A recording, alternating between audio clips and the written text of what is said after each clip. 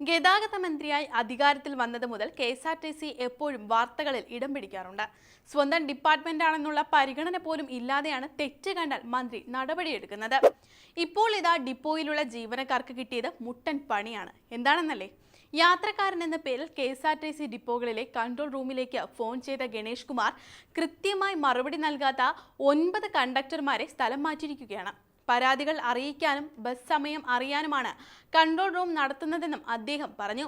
ഇതിനു മുമ്പും ഗതാഗത മന്ത്രി ഇത്തരത്തിലുള്ള മിന്നൽ പരിശോധനകൾ നടത്തി നടപടിയെടുത്തിട്ടുണ്ട്. കൺട്രോൾ റൂം കൃത്യമായി പ്രവർത്തിക്കുന്നില്ല എന്നും അതിനാൽ ജനങ്ങൾക്ക് പരാതി അറിയിക്കാനും മറ്റ് സേവനങ്ങൾക്കുമായി ഒരു ആപ്പ് വേണമെന്നും അദ്ദേഹം കഴിഞ്ഞ ദിവസം പറഞ്ഞിരുന്നു. ഇതിന് പിന്നാലെയാണ് യാത്രക്കാരൻ എന്ന വ്യാജേനെ മന്ത്രി വിളിച്ചത്. ആദ്യം വിളിച്ചപ്പോൾ ആരും ഫോൺ എടുത്തില്ല. പിന്നീട് എടുത്തപ്പോൾ സംശയങ്ങൾ ചോദിച്ചെങ്കിലും കൃത്യമായ മറുപടി ലഭിച്ചില്ല.